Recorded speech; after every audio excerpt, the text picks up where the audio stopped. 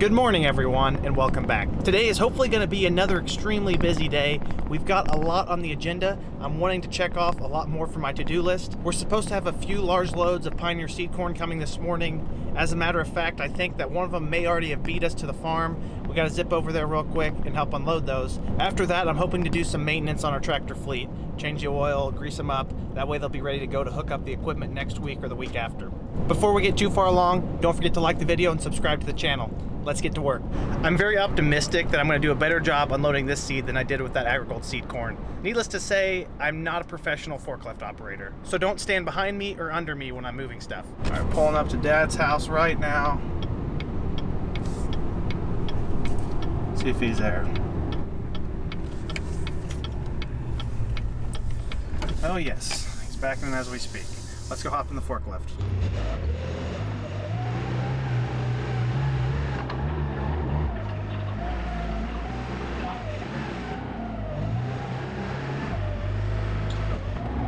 Bruce just took off to the north to go back to his shop, get some more seed and bring it back down, and that should be all of our Pioneer seed corn for the year, that I know of at least.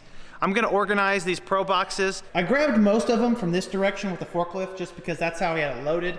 I like to have them facing outward so it's easy to see what number they are. These are 1077 Acre Max. So 107-day double stack corn. 50 units in a box, another 1077.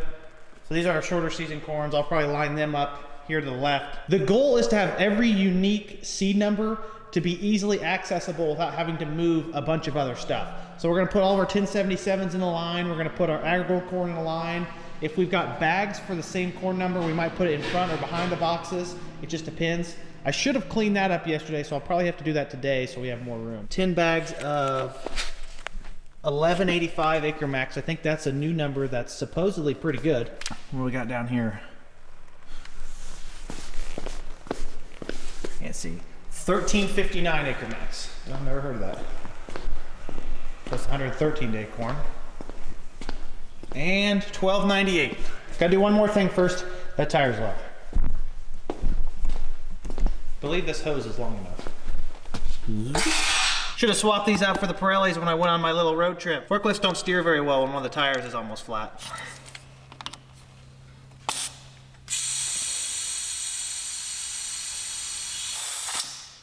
Should be good.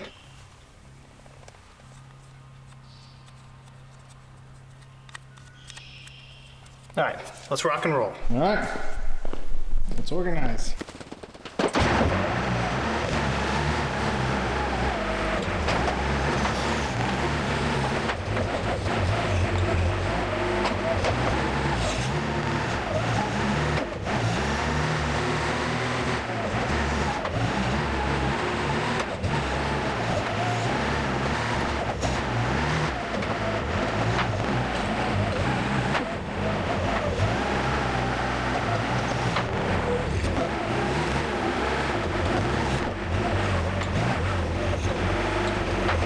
Wow, organized just in time for another load of corn.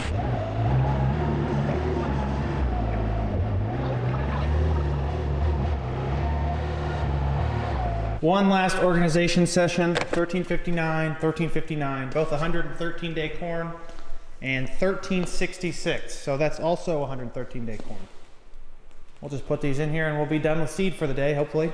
Unless, of course, I get another last-minute phone call that someone wants to deliver, which I'm not going to deny. You never know when the weather's going to change and it somehow is 80 degrees next week and we got to break out the planters. That's just wishful thinking.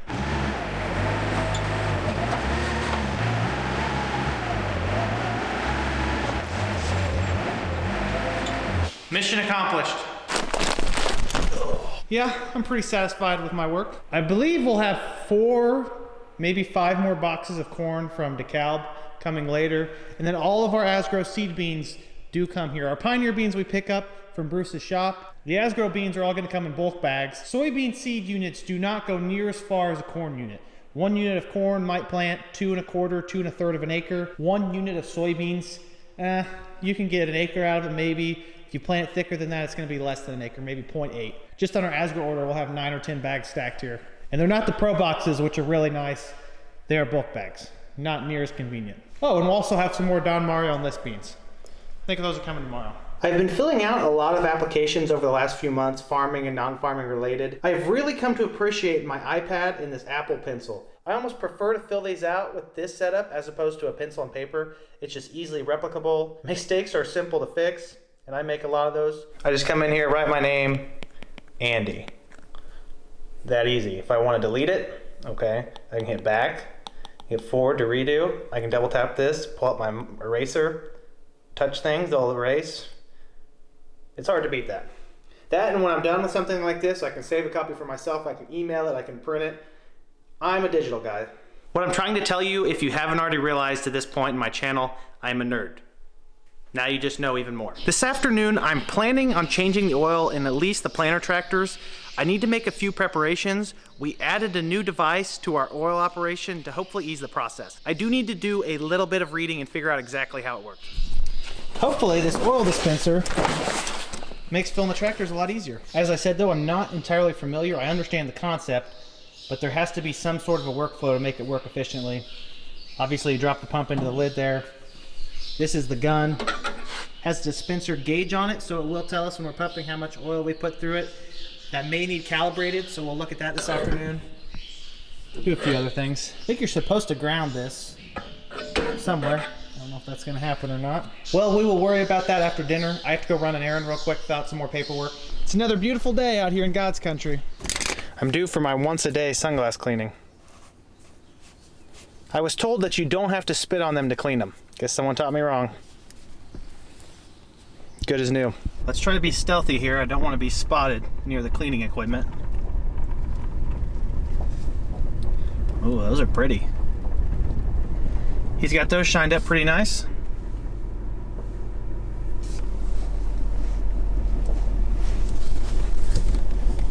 The little ones tucked away.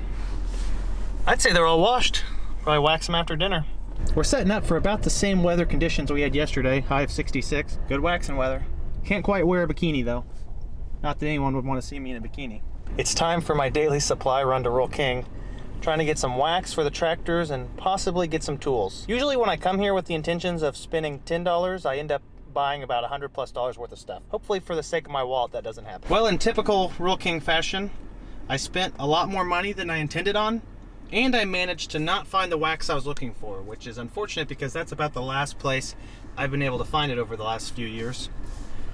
Probably have to start ordering it online. How long do you think that'll last for? It's pretty windy today. Perfectly balanced, as all things should be. Well, quick change of plans. Instead of changing the oil in the tractors, I have something else that came across my desk that I really need to get done. We used this Gator last year to map all of our fields. I do have one more field that needs mapped. What we don't have is the attachment on front that we used last year to mount our Starfire 6000 RTK receiver. We have to have that receiver mounted in order to drive around and pin all of our field edges. I'm going to try to find something that fits into the front hitch sleeve on this Gator. That way we don't have to keep borrowing one.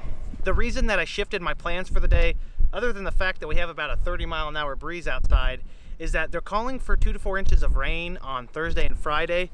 I'm afraid that if I don't get these fields mapped by Wednesday, so tomorrow, that I won't get an opportunity to be out in the field again until we're planting. I don't really want to have to rush that process, and plus we can change oil in the tractors just about any time. I've rated our scrap metal pile, and these are 2 pieces that I came out of it with. I think I can use this for the hitch, and this is the vertical leg to sit the receiver up on top. So we're just going to measure this. I don't quite have anything strong enough to cut this other than the cutting torch, so it's going to be a little bit messy. We're at another hitch for reference. It's like about there's the money spot to cut it off. So we're going to go from there to there. Sounds good. I looked at it for a little bit longer and I realized that I would be doing a lot more work if I made 2 cuts. So I'm just cutting it once here. Obviously I had to redraw the line one time. I'm going to mount the long piece up top on here. Let's torch it.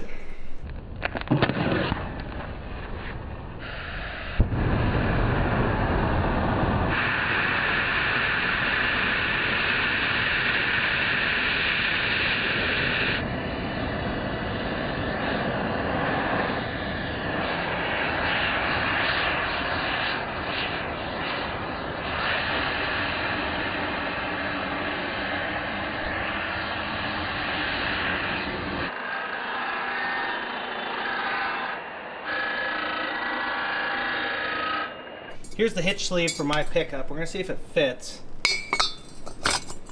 snug. Okay, it may take a hammering. It is actually really ideal that it's that snug because we don't want it wiggling around when the receiver's up on top of here. Oh, that's perfect. The other thing that I don't like with the cutting torch is how hard it is to cut straight. I grinded it so it fit in the sleeve. I don't think I can afford for this not to be straight because one of them has to sit on the other like this. I mean, if it's like that, it's gonna be all crooked. I guess if I get it lined up, I can just tack it on there right and finish it with the welder. Now this would be a good time to have a plasma cutter. The fire wrench doesn't quite cut it for jobs like this. It's more of a brute force, not a precision instrument.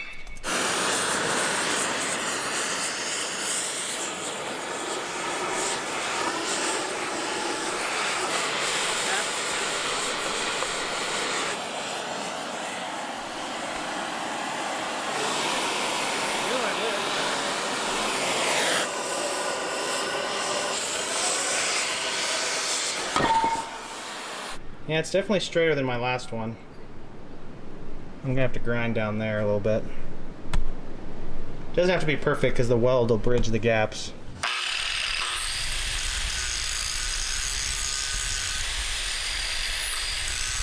I'm not sure if you've picked up yet, but I have little to no experience in metal crafting. So before you all hound me down in the comments below, I really have no idea what's going on. I'm just kind of failing my way forward and Googling it. I've actually never welded two pieces of metal together, so we're gonna see exactly how this turns out. What's the point of having this fancy new welder if you're not gonna use it? We're gonna get this thing fired up.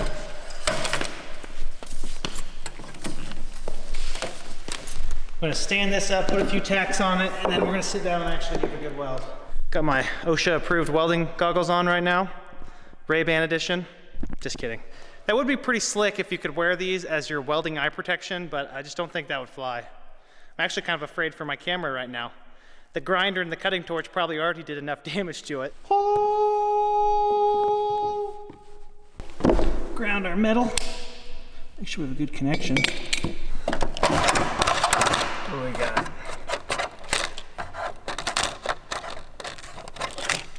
See what we got. Steel, 3/8 to 1/4, 26 to 21, 375 to 475. That's a pretty large range.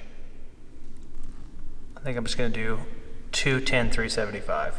Okay, let's close that fire up. 21, 380. Back that down a little bit. Okay.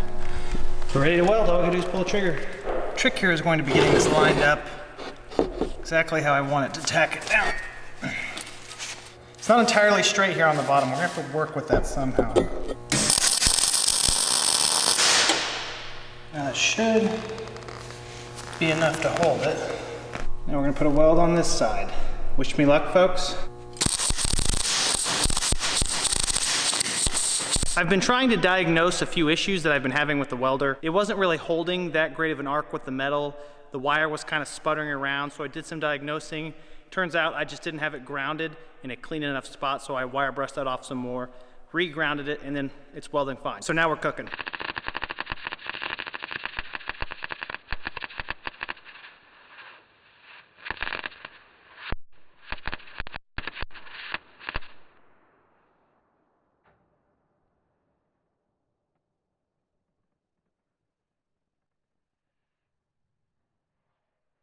Okay, we finished up the welding.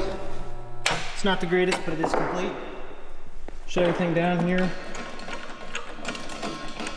Gas is off. This gas right here serves to protect the integrity of the weld. So while the wire is feeding, this gas is being shot around it to offer almost like an atmosphere that is conducive for good welding. Oh no, my poor lens. Oh no. Yeah, welder got her. Well, it's conducive for good welding if you are a good welder, which I'm not. So it basically just helps me strike an arc and keep it. This is nothing like the cutting torch that we used earlier to cut these pieces in half. This is not a fuel. The acetylene torch, the acetylene is fuel mixed with the oxygen that ignites and creates that nice pretty blue flame. This is basically just here for support. I don't quite recommend welding with the door closed. Need a fan running. We just need to see if it's going to work, which I'm fairly confident. A match made in heaven. Look at that fit. It's not the prettiest, don't get me wrong. Like I said, my metal crafting skills are almost non-existent. Those welds look like a 5-year-old did them. But I don't think it's gonna break going through the field. And I would sure hope so, because it's gonna have about a $5,000 GPS receiver sitting on top of it. I need to drill a couple of holes here. I actually may be able to do that on the gator right here. That's not a bad idea. Here is the last piece of the puzzle. This is what the receiver clips into. I don't think it needs both of them. If we drill 4 holes through that, we good to go.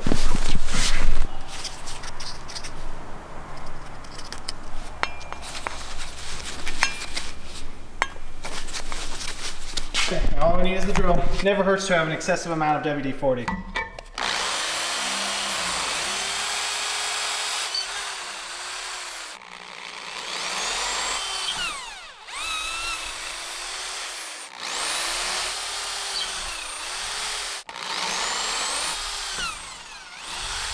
The poor drill's probably like, dear Lord, we're not done yet. Just can't take you guys anywhere without you making a mess. Can you see where the welder damaged the screen right there? I was gonna run over real quick to the other shed and get some small bolts without telling you guys, but you have to see this. The best part of living in Central Illinois, or just any country place for that matter. This sunset's probably around the country in multiple places. It'd be nice if all of our sheds were right next to each other. All right, folks, all we have left to do is run them on.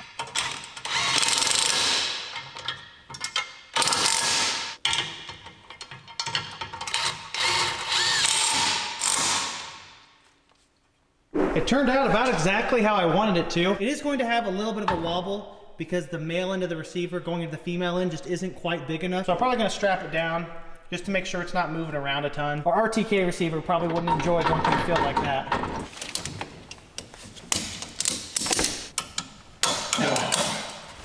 Huh? You impressed with that? Not even moving. I could move the whole gator from here. Not bad for a rookie. It's even square. Man, I might have a different career. I know that some of you experts who watch this video are gonna be all bent out of shape about why I did this and why I did that.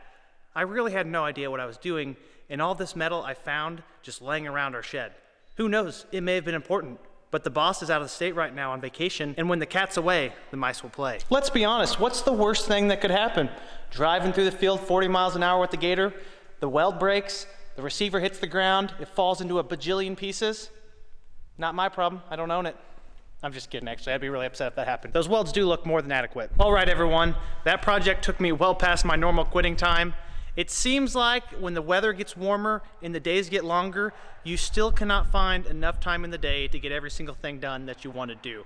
I've got a lot of things on my agenda to do tomorrow, the next day, and Friday. I most likely will not be able to do a lot of them because of the rain in the forecast, so we're gonna put the hammer down tomorrow and keep plowing through these tasks. We have a little bit more seed coming, I think.